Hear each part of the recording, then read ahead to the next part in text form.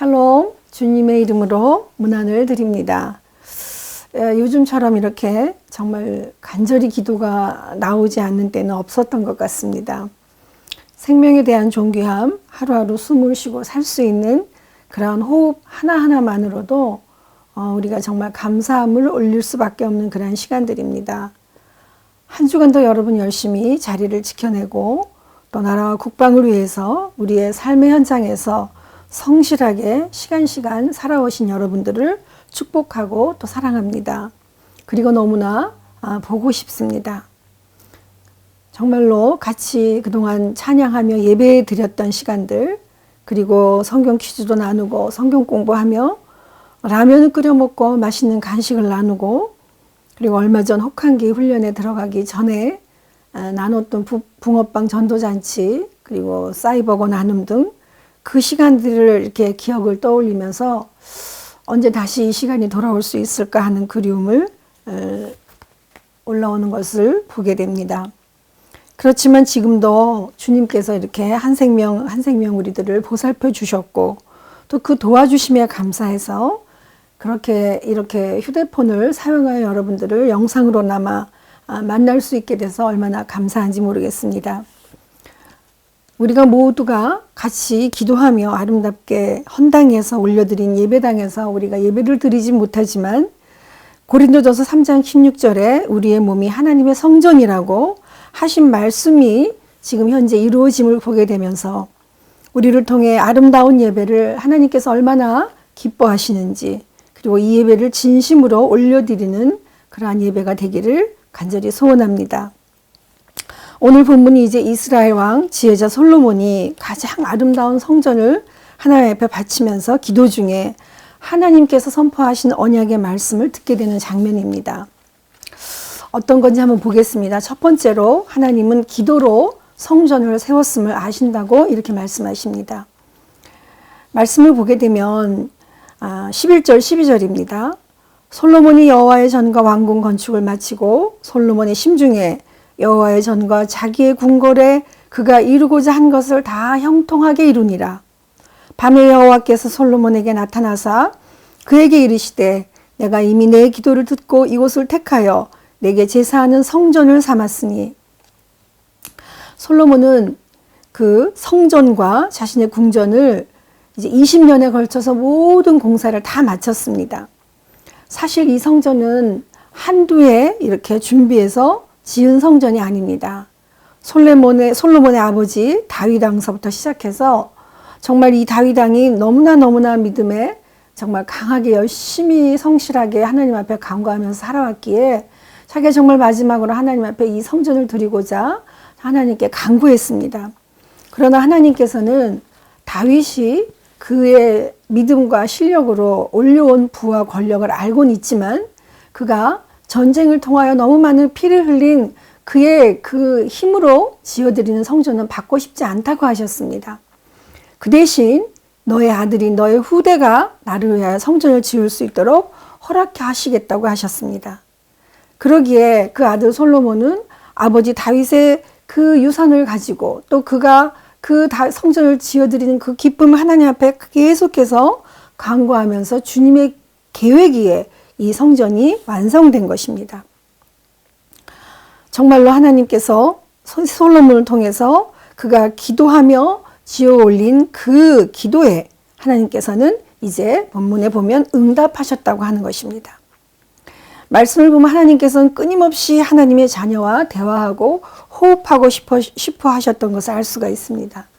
왜냐하면 하나님께서는 솔로몬이 왕이 되기를 준비하면서 그 과정에 그의 기도를 들으시고 그가 이 백성들을 다스릴 지혜가 필요하다고 간구한 그의 기도를 아신다고 오늘 하셨습니다. 그의 기도를 하나님께서 다 들으시고 그 기도가 그 간청할 백성들에게 정말로 필요한 그런 공간이기에 예배의 장소를 성전을 허락해 주신 것입니다. 맞습니다. 성전은 하나님께서 성도들의 기도를 받으시고 필요하시기에 지어주십니다. 그렇다고 한다면 그 성전을 통한 기도에 하나님은 어떻게 구체적으로 응답하고 계시는지 두 번째를 보겠습니다. 하나님께서는 기도를 통해서 고쳐주신다고 하셨습니다. 13절, 14절을 보겠습니다. 혹 내가 하늘을 닫고 비를 내리지 아니하거나 혹 메뚜기들에게 토산을 먹게 하거나 혹 전염병이 내 백성 가운데 유행하게 할 때에 내 인으로 일컫는 내 백성이 그들의 악한 길에서 떠나 스스로 낮추고 기도하여 내 얼굴을 찾으면 내가 하늘에서 듣고 그들의 죄를 사하고 그들의 땅을 고칠지라. 위의 본문을 보면 하나님께서는 지금 말하는 모든 천재지변이 생길 때, 즉 비가 오지 않는 그러한 자연재해가 있거나 또는 온 나라가 유행하는 전염병과 역병이 유행하게 될 때 고쳐주신다고 하시는 것입니다.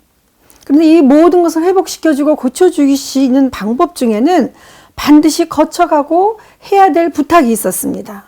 첫 번째로 그것은 하나님의 백성들이 악한 길에서 떠나라는 것입니다. 여기서 그 길은 인생의 행로를 의미하는 것입니다. 하나님의 백성들이 걸어가는 그 길입니다. 하나님께서는 우리가 하나님이 살아계심을 알고 그 앞에 있다고 하면 우리는 늘 하나님을 돌아보고 우리의 삶을 돌아보지 않을 수가 없습니다. 그래서 우리의 길이 잘못 들었을 때 이것이 잘못인지 바른지 아닌지 알지 못한다면 우리는 이제 안 된다는 것입니다. 그렇기 때문에 두 번째로 하나님께서는 이제 스스로를 낮추고 하나님의 얼굴을 찾으라는 조건을 우리에게 제시하십니다. 이것은 재난과 고통을 당했을 때 다른 사람들에게 우리가 불평하고 불만하고 그러는 것이 아니라 그 책임을 이제 우리가 스스로 지기 위해서 돌아보라는 것입니다. 그 책임을 돌아보고 그 모든 잘못과 죄악들을 돌아볼 때 하나님께서는 그때 들으시고 귀를 기울이셔서 그 죄를 사하시고 이 땅을 고쳐주신다고 약속하시는 것입니다. 지금 현재 우리의 고통과 고난의 삶은 어디에서부터 왔을까? 우린 정말 너무나 궁금해합니다. 어디 미로에 빠진 정말로 생쥐처럼 우린 지금 갈 길을 볼 수가 없습니다.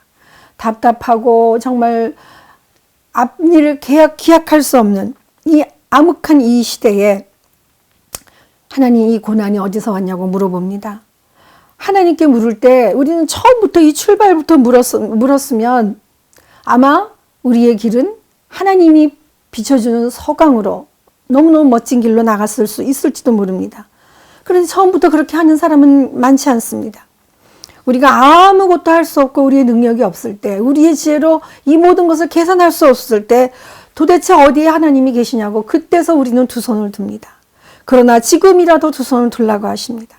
자복하고 회개하는 마음, 항복하는 마음으로 어찌해야 하는지 물어볼 때 하나님께서는 이렇게 대답해 주십니다.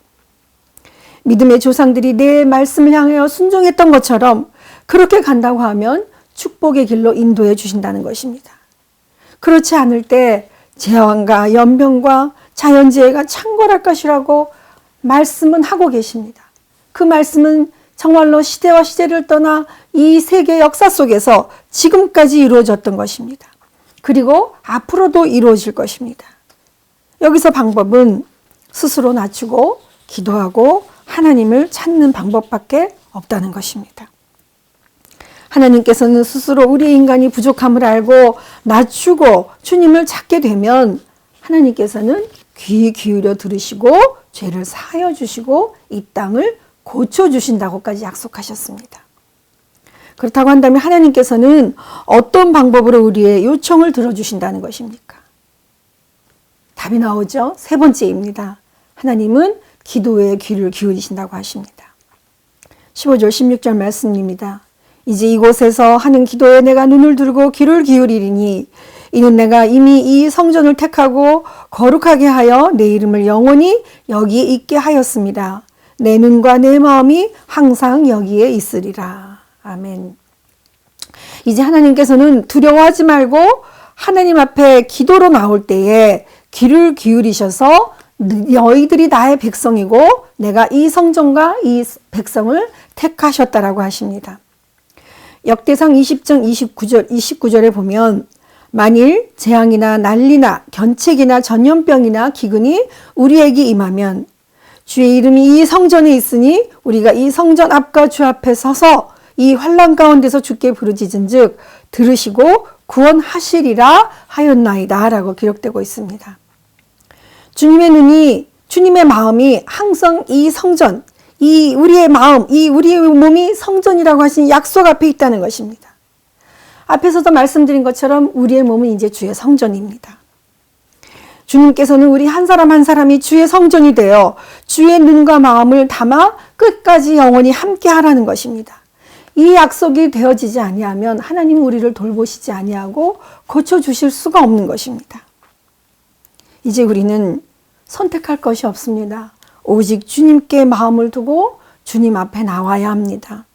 그래서 하나님께서 영원히 우리와 함께 하시고 우리를 돌봐주시고 우리를 고쳐주시고 우리를 구원하시겠다고 하는 그 하나님의 영원한 그 불변의 진리를 우리는 꼭 붙잡고 주님께 나아가야 하겠습니다. 그러면 하나님께서는 고쳐주실 것입니다. 새하늘과 새 땅으로 우리를 인도해 주실 것입니다. 그 약속을 믿고 주님 앞에 나오는 저와 여러분이 되시기를 간절히 바랍니다. 기도하겠습니다. 사랑이 많으시고 늘 자비와 긍휼로 우리를 끝까지 사랑하시는 하나님 아버지, 우리가 사순절에 들어왔습니다. 하나님 2020년 사순절을 이렇게 주님께 간절히 기도하며 보내는 이 시간을 주님께서는 지금까지 기다리셨음을 다시 한번 고백합니다. 하나님, 이 땅을 고쳐주시옵소서. 하나님, 우리를 불쌍히 여겨주시옵소서. 하나님, 어떻게 해야 할지 알 수가 없습니다. 아버지, 우리의 죄악을, 우리의 교만함을, 아버지, 정말 인간이 한 치 앞을 알 수 없는 이러한 시대에 전 세계가 이 전염병으로 아버지 하나님 이 고통을 앓고 있습니다. 이제 시작이라고 하는데 하나님 어디가 끝인지 알 수 없지만 주님께서는 이 답을 하실 줄 믿습니다. 하나님, 하나님의 자녀들의 안타까운 이 기도를 들으시고 하나님 긍휼을 베풀어 주시옵소서. 감히 주님 앞에 저희들이 어떻게 의인이라고 부르짖을 수 있겠습니까? 아버지, 제가 죄인입니다. 제가 죄악 가운데 살았사오니 주님 그리스도의 보혈로 깨끗게 하여 주시고 고쳐주시고 회복시켜 주시옵소서. 기도하고 간절히 간구하는 마음으로 주님 앞에 상달된다고 하면 하나님 하겠나이다. 그러나 하나님께서 먼저 돌이키라고 하셨습니다. 주님을 찾고 그동안 우리 마음대로 살아왔던 악한 길을 돌이키라고 하셨습니다.